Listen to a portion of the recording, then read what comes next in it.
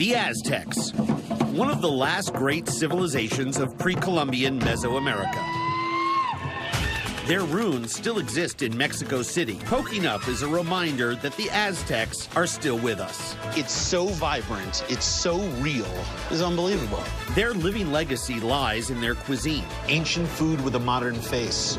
Preserved and passed down by Aztec descendants. Unbelievable. Puffy little meaty marshmallows. I love the spinal column. Ancient foods and culinary techniques still survive along the Aztec Trail. The flavor of this dish is insane. This is Mexican food. Imparting ageless wisdom that could improve our modern world. And you had a superior technology here. It's just mind-boggling. I'm Andrew Zimmern, and this is Bizarre Foods.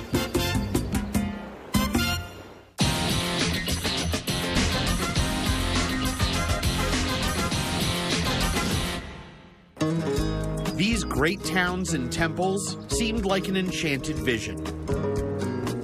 For 2 centuries, the Aztecs ruled over one of the most advanced empires the world has ever known.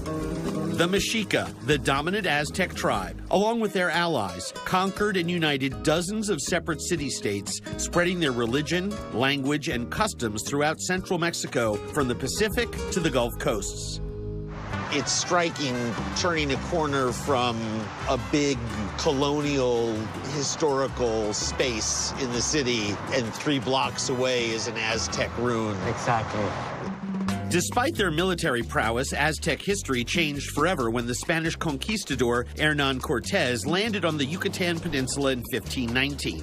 Cortés allied with Aztec enemies and also brought an invisible weapon, smallpox, which proved lethal to thousands of natives. Defeated in 3 short years, the surviving Aztecs were forced into slave labor and made to reduce their sacred city, Tenochtitlan, to rubble and rebuild a new colonial capital, Mexico City, now a teeming metropolis of 21 million. Mexico is 3 different countries, north, center, and south. It's very different, one side from the other. Fernando Benitez, an old colleague who's a Chilango, a Mexico City native, knows this area well. Even driving along one of the more modern cities, I'm constantly reminded of the ancient world. It's like Mexico is always shifting, always changing, always evolving. Yeah, and still.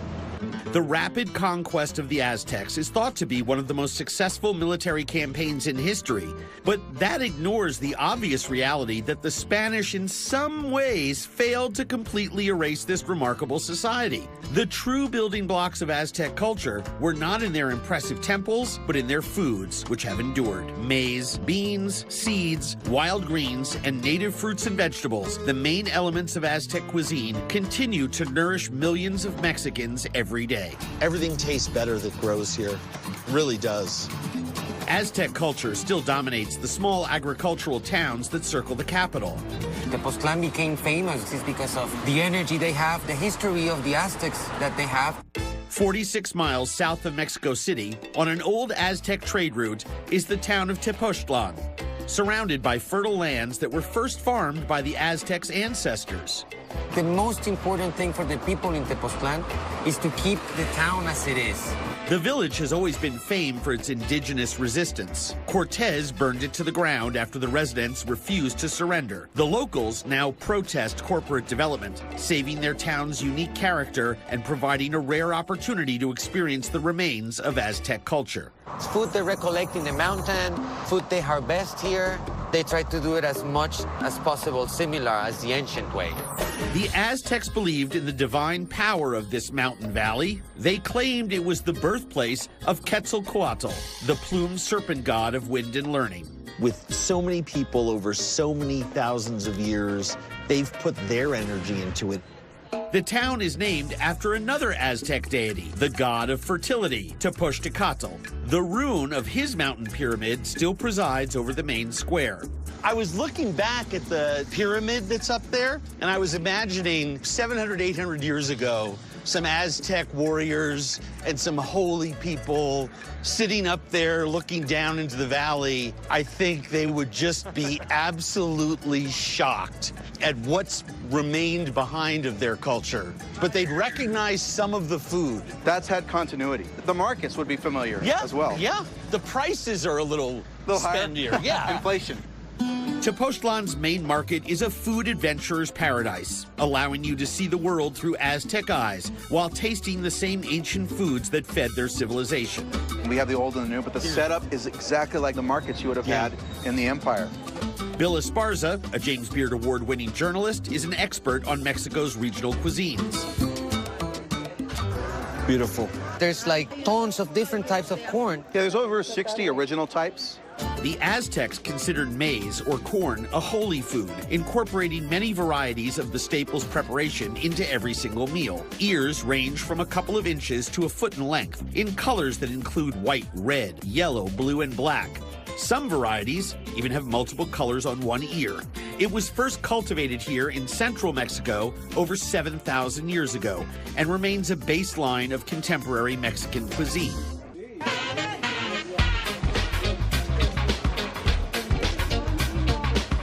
Look at that.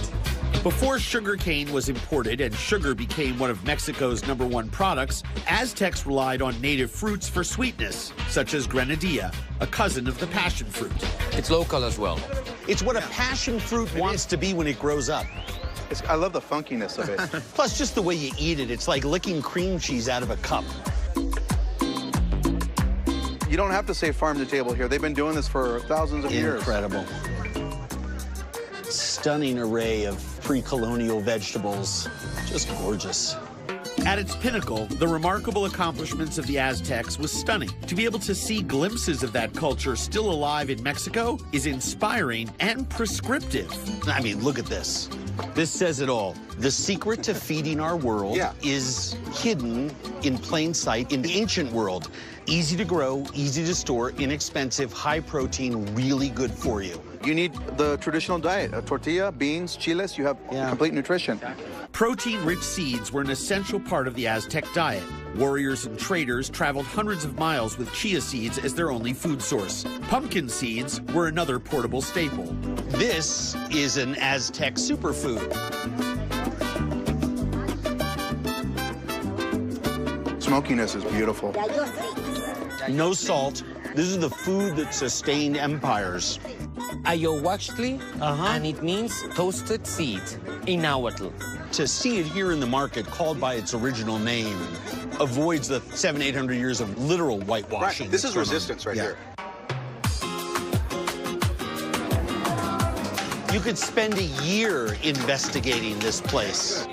Pre-Hispanic ingredients and dishes are found throughout this market. If you want an all-encompassing experience of Aztec America, head to El Tlequil, a teeny food stall run by Ruby Marquina and her husband, Arturo Rico.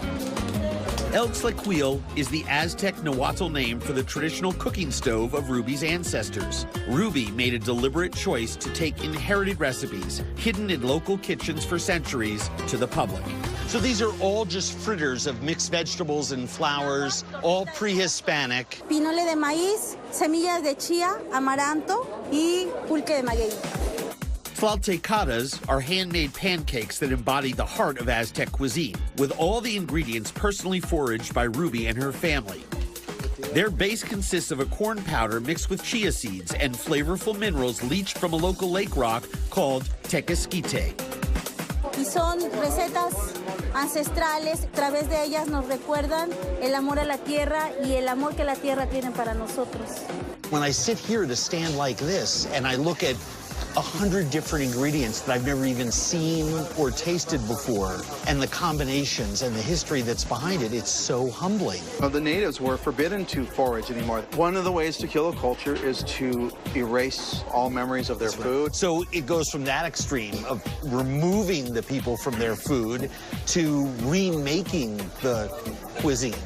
A complex salsa made from roasted cicadas, flying ants, crickets, beetles, and chilies is a rare delicacy. The crunchy toastiness of the bugs are just so gorgeous. Oh, good God. You get all their herbal flavors, plus the sweet. And the smokiness of them, the citrus. Each of these vitamin-rich insects contains over 50% protein. They were an incredibly efficient energy source for Aztecs, who relied on running as their main mode of transport. That's magnificent. The Spanish enslaved the Aztecs and used them as forced labor on their ranches, growing crops and tending to imported livestock that changed the Mexican landscape forever. Ruby's family defied this rule and continued their local culinary traditions, albeit on a much smaller scale.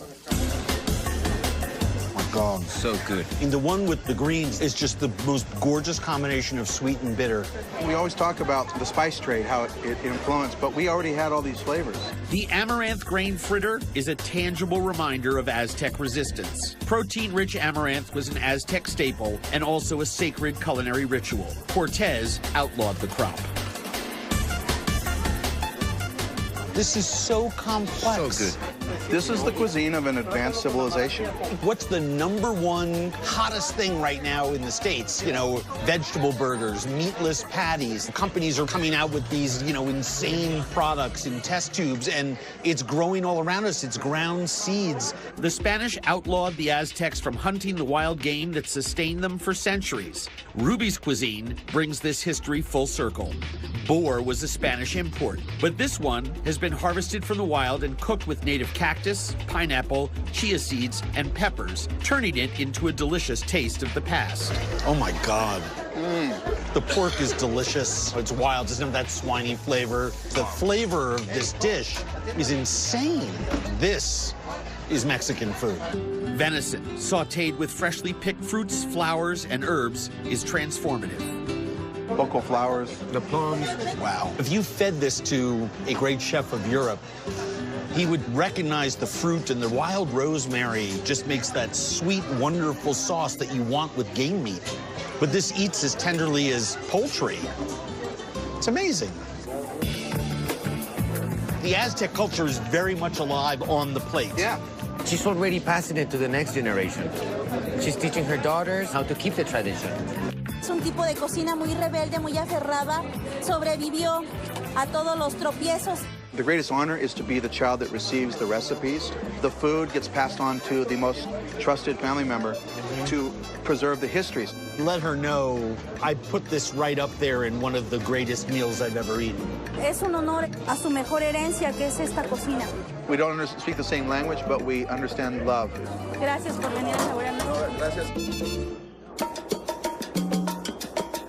Ruby's true culinary genius is best seen in her traditional home kitchen. The philosophy is, if what you're eating is beautiful, you will become beautiful. You are what you eat.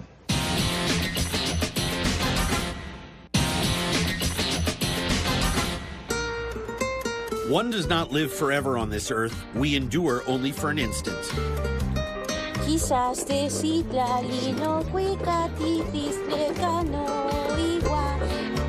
Ruby Marquina creates the pre-Columbian masterpieces that she sells in the Tepoztlan market in her open-air kitchen, an exact replica of an Aztec hearth. Tlecuil is the heart of the house, and one of the rules is that the fire has to be on always. You cannot turn it off. And Tlecuil means smoke kitchen. Ruby connects with her Aztec ancestors daily when she forages in the hills around her home to recreate these ancient recipes. All of the food products here, they gather or grow. Todos de acá. Sí, todo es de aquí. Even the wild honey? Yeah. Flavor of this, just it's almost citric. Yeah. From the flowers that are created.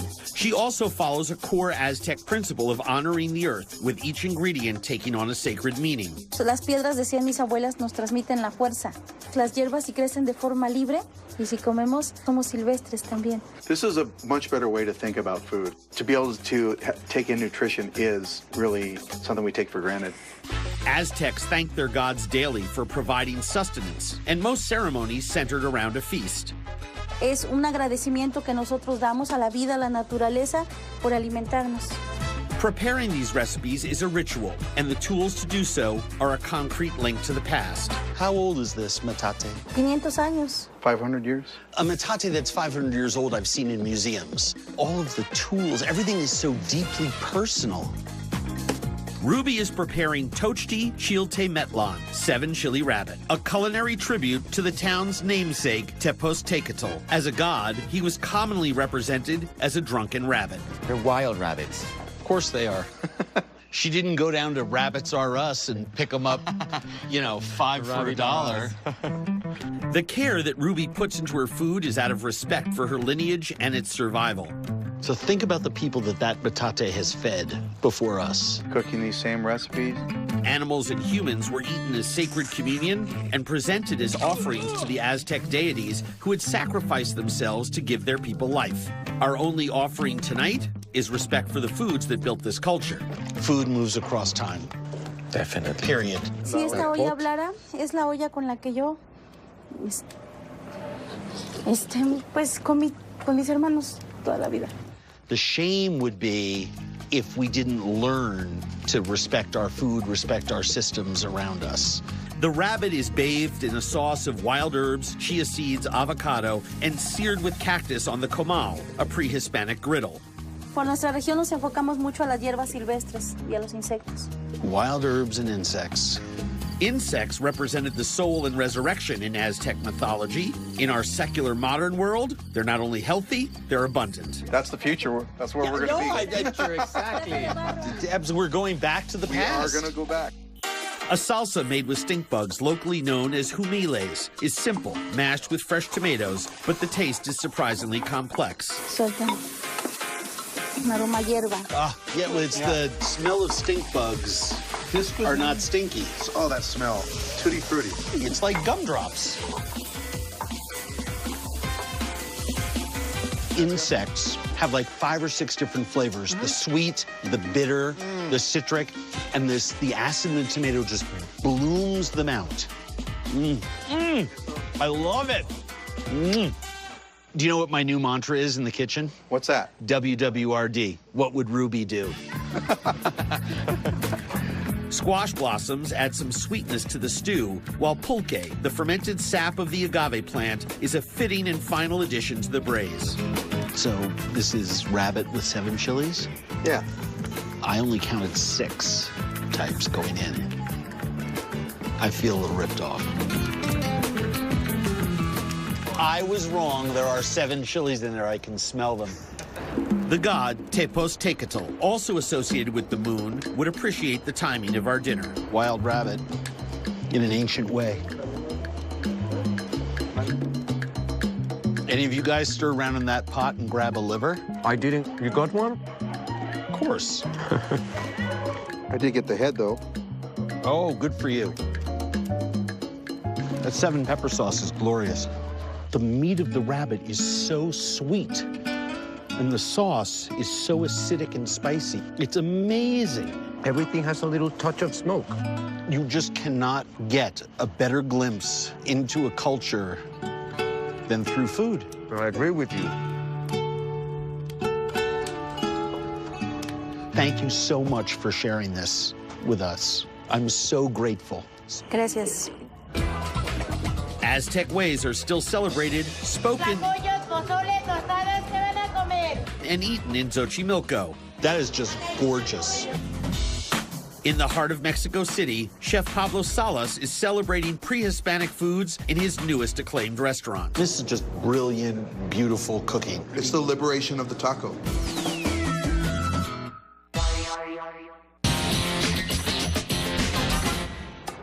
Let me not be angry that the grandeur of Mexico is to be destroyed. 60 miles from Tepoztlan is the small town of Tres Marias, which overlooks the Mexico Valley Basin. I love finding these little villages where you can sort of squint and you're eating food that was eaten here 1,000 years ago. There's active volcanoes. Everything is always moving and changing, and it's a metaphor for those Aztec gods that I think still live in and around these mountains. There's some magic. There's something special about it. Local farmers used to sell their wares in the markets of the Aztec capital, a 3-day journey on foot. They still grow many of the same crops and now stock the roadside restaurants called comedores that flank the main road. When there are signs dotting the road for every food imaginable, you know you're getting close. Totally. Tres Marias is a popular weekend spot for Chilangos, Mexico City residents who are craving homemade regional specialties. Tres Marias. yes, I love you. Los Faroles is one of the oldest comedores, springing up in 1924 to feed hungry travelers on the newly established modern interstate. The restaurant is still family-owned and operated, currently run by Gabriela Gonzalez Ramos. 100 years of hospitality wisdom Yes. are here, and 1,000 years of culinary expertise. Totally. Between everything on the comal, the cooked fillings, the 5 soups, the chocolate and the coffee simmering, the smell. It's amazing. Quesadillas and tacos, modern comfort foods that have existed since before the Aztecs. Corn tortillas were the only utensils in pre-Columbian culture used to pick up or envelop various ingredients. This quesadilla is stuffed with huitlacoche, a corn fungus with the unsavory Nahuatl name of raven's poop. Look at that with a little piece of avocado. That looks really nice. The Aztecs discovered the mold had a rich, smoky flavor and turned this agricultural blight into a culinary blessing. The last taste down your mouth is that mushroomy huitlacoche flavor. Modern Mexican chefs have coined a more appetizing nickname, Black Gold. I love that funky finish that it has. Mix the flavors. Delicioso. A longaniza taco is the best of both worlds. Ground pork, a Spanish import, combined with native greens and chilies in a sweet and spicy link. Half and half. Cheers. Cheers. The sausage itself, though, is so good. And it's just sitting there roasting slowly, so it just gets dry and crumbly, and all the fat comes out of it. It's gorgeous. That's a great taco. Wow. Sopa de medula, spinal cord soup, is a specialty you can't miss. Chunks of connective nerves from a cow's spinal column balanced in a light, spicy broth. Wow. You have to come to a mountainous town like this with a long history of raising animals, because otherwise you're not going to find spine soup. Exactly. It comes from generations. The Spanish brought cattle ranching to this area. Prior to colonization, the Aztecs raised turkeys, dogs, and ducks, but meat was reserved for royalty or special occasions. So tender. Very good. Unbelievable. Puffy little meaty marshmallows. I love the spinal column because the meat that's there is similar to marrow, but firmer and not as fatty. Food just doesn't get any better than this. Tres Marias offers a timeless taste of the Mexican countryside. Travel 28.5 miles north, and you'll end up in Xochimilco, a bustling suburb of Mexico City and one of Bill Esparza's favorite places. You know, right here in the city, you get the indigenous culture. It reminds me of what this city really is all about, which is water. Xochimilco was once an island on a giant freshwater lake. The Mexica built their capital 15 miles north on another island guided by a divine spiritual vision. Lake Texcoco, however, was a swampy saltwater marshland. Xochimilco, a flourishing village, was quickly conquered and soon became the Aztecs' breadbasket. This is beautiful, pristine product. Yeah. Farmers would transport their goods via a sophisticated canal system to the capital. Now, their descendants bring their produce to the neighborhood market. One of my favorite parts of this market, bar none. It's unbelievable. An art form. Mole is a dish predating even the Aztecs. There are over 300 types of moles in common use today, but the reality is there are limitless combinations. There's the huazonle. And they just take the entire sheaf of herby vegetables. Stem it all. Huazontle is a close cousin to the wild greens in Ruby's tlatecadas. They've been battered, fried, and doused in a homemade almond mole. Yes.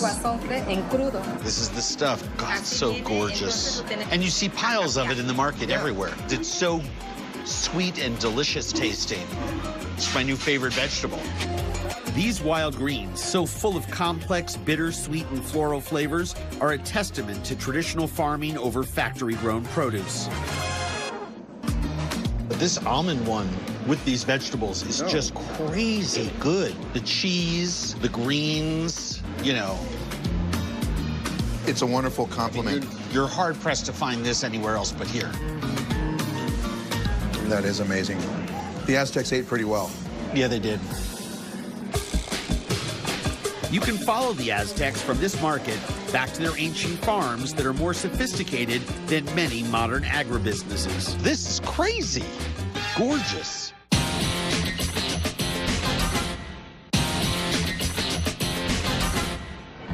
Nothing but flowers and songs of sorrow are left, where once we saw warriors and wise men.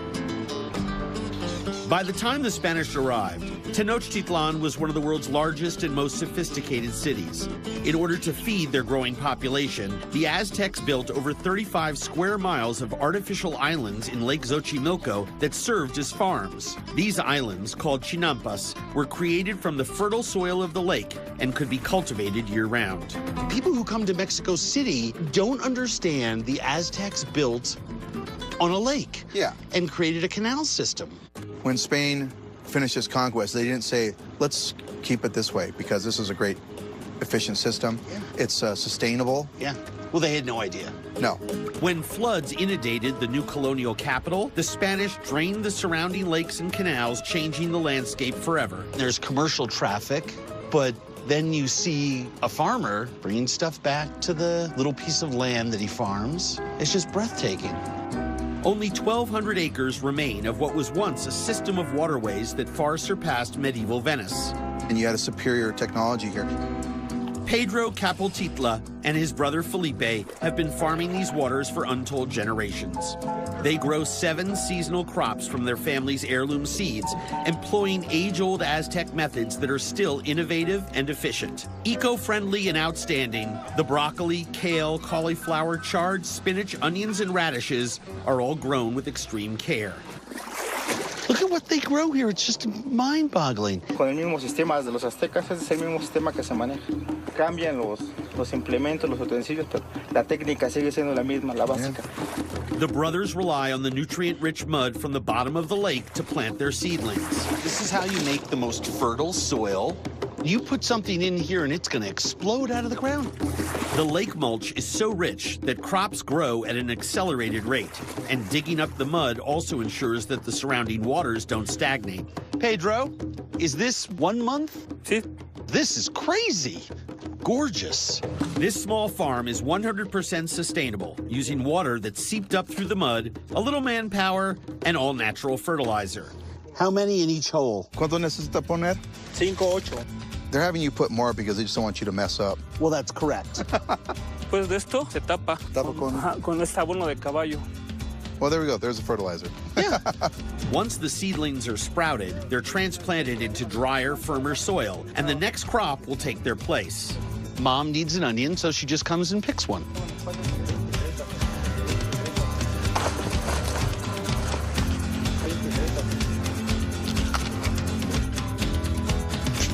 Tiene otro sabor. Eat the other half of that. It's sweet at the beginning. And then all of that sulfuric power just hits you like a freight train. And then it has like that radishy bitterness. It's being close to your food. This is a symphony. This farm is currently tended by 3 generations. The children help out in the fields, while Mom and Grandma cook the daily harvest and sell the rest at the Xochimilco market. And if your kids are going to play in the mud, this is the best way to do it. The best. You come out and you see how much heart and soul and family and history and tradition goes into growing the food you eat, and you have a lot more respect for the food that's on the table. These last remaining farms provide a large-scale solution to many problems that plague our modern world: pollution, waste, and wetland preservation. Today, it's also given us lunch. This Yeah. is ancient world cooking. Tlapiques are traditional tamales, corn husks filled with a small freshwater white fish similar to tilapia, along with onion, chile, tomatillo, and cilantro, then wrapped in corn and roasted in and on top of the fire. Mixte mole is a stew made from canal fish and seasoned with cactus paddles, tomatillos, and epazote, a leafy, earthy, fragrant green. Several salads, from avocado salad with quilites, wild greens, to fava beans and homemade cheese round out the meal. That's the ticket right there. It's like the centerfold in a food magazine. That's Mexican style right there. This is the utensil. Yep. Este es el tenedor, cuchara, todo. The fish in the tortilla is just amazing. Wow. The perfume from the burnt husks and those tomatillos and onions have just seared themselves into the skin. It's as good as food gets. Oh my God. Grab a spoon, buddy. That's gonna blow your mind. Am I right? We're beyond Mole 101 at this point. This mole is just salty and green and fishy and amazing. This food is born out of a true family effort and an ancestral tie to this land and its crops. It's even more inspiring to see that these pre-colonial customs will be carried on.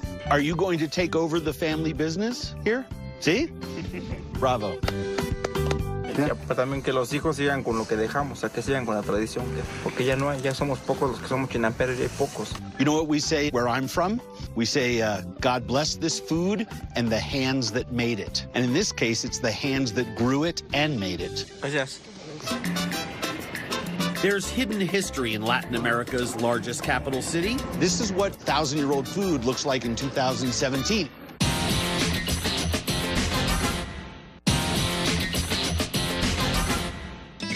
Cortez ordered that the pyramid be demolished, the idols broken, the city razed. Only a half-hour's drive north lands you right in the heart of Mexico City. The squares of the Centro are gathering spots, and the Zocalo itself, now the seat of Mexican government, used to be the Aztec spiritual and political center. The last Aztec ceremony took place here in 1520. Spanish soldiers slaughtered the celebrants and murdered the emperor Moctezuma. So many people come to Mexico City and don't get to walk in the sun in these little plazas tucked away in real neighborhoods. Then you get this awesomeness. This is the Plaza Santo Domingo, where Bill Esparza knows the Aztec spirit is still alive. Street food, this is what we're here for. The smell of corn cooking on a griddle with fat is everywhere. The Spanish were amazed at the variety of street vendors when they arrived in Tenochtitlan. Modern Mexico City has carried on this Aztec legacy with hundreds of thousands of food stalls and carts. So, this is the world's smallest restaurant. Taco de guisado. I mean, this is some kind of setup. Tacos de guisado, braised meats and vegetables wrapped in a tortilla, are a popular grab-and-go snack for the locals. Tortitas de pollo, battered chicken pancakes, pork ribs, and chicharrones are 3 of their mouth-watering selections. They're also a handheld piece of history. Wow, that's out of sight. Try this with the chile morita. That's really good. Those chilies are fantastic. Yeah. This is why we know that people were eating tacos here forever. Because if you had a flat piece of masa cooked in a comal, you would put anything in it. There was no silverware. There was the tortilla. The technique, using chiles and tacos, these are all pre-Hispanic things. Sure. The variety of chiles gives simple street foods a surprising complexity. Pork and chicken, post-impact meats, are transformed when covered in 3 different ancient salsas: chile morita, chile verde, and chile prensado. Morita is one of the smoky ones, really close to chipotle, but without that heavy, overwhelming, smoky adobo flavor. I love it. It is beautiful to taste 3 different chilies in 3 different preparations. That smoky, sweet, and hot flavor that's on the ribs is much different than the guajillo that's here on the chicharron. These peppers also reflect the size of the Aztec Empire. Jalapenos in chile morita and chile verde originated 250 miles away on the Gulf Coast and were brought in as trade goods. We don't have to go to a little pueblo, a remote town to find pre-Hispanic food. It's alive right here in the center of town. Vendors have been selling their wares on these streets since the pre-Hispanic era, but the hub of daily life has always been found in Mexico City's markets. The Mercado Merced, only a few minutes' drive away, is one of the largest, spanning over 50 blocks. It's also one of the oldest, dating back to before the Spanish arrival. What I love about this part of the city is there's 100 microeconomies and cultures operating here. Yeah. It's so vibrant, it's so real. It's unbelievable. 20 to 40,000 Aztecs visit Tenochtitlan's main market each day, and its vast array of goods astounded the Spanish. The merchandise may be different, but many ancient foods are still for sale. The chaos of Merced would surprise the Aztecs. Their market was extremely organized. So this is very nice. You can get a reading and a cleansing before you come to buy all your ingredients for mole.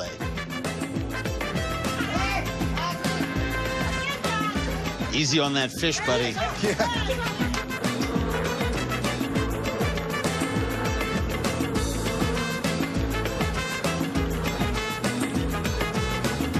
Just a couple of guys, some sweets, and a bunch of bees. This is the preserved and candied fruit area of the market. If you can brave the buzzing, the rewards are plentiful, like these sugary limes stuffed with coconut, a post-colonial treat. These two flavors go so well together, and people all around the world combine them, from Mexico to Thailand. I think there's India. a song. Well, these guys put the coconut in the lime and mix it all up. They got it backwards. Y eso es muy típico allá. Ah, sí, esto es lo tradicional allá. Chile atole can be sweet or savory, consisting of corn with a dash of jalapeno pepper and thickened with masa, corn flour. This makes the sweet versions taste like child's food. The chili, the lime, the herbs that are in there, the corn. This was a meal. You would have this with tortillas. Masa was made by soaking corn in limestone prior to grinding it. This improved its flavor and added calcium and protein, another example of Aztec ingenuity. Is the technique that really changed the cuisine. It spawned this whole culture of masa. The Mercado Merced is a feast for the senses, an amalgam of the old and new foods of this ancient city. Pablo Salas is a Mexican modernist inspired by the ancient Aztecs. Amazing, double amazing, mind blower. Yeah.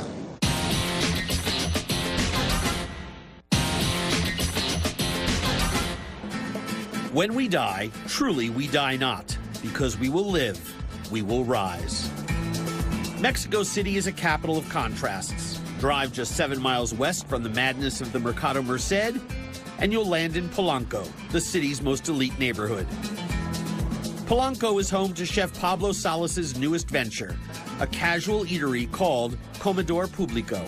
He's part of the new generation of Mexican chefs that they're getting their training here in Mexico. They're staying here, they're learning Mexican techniques. Until recently, the European style of cooking dominated Mexico's restaurant scene, and Pablo Salas worked with the chefs, the culinary pioneers that broke the mold. He's the next generation. He classifies his cooking as Mexiquense, a modern interpretation of traditional Hispanic cuisine, and works with UNESCO to protect and promote his country's gastronomic history. It's great seeing them take on these indigenous foods and treats and play around with it. When you're growing up in Mexico and that's your culture, they can play with their food in a way that outsiders can't. Pablo is reintroducing elements of Aztec cooking that's still eaten in markets, vendor stalls, and kitchens to his restaurant patrons. He's transformed simple street food into fine art without the trappings of a five-star restaurant. I just love something called sweaty tacos.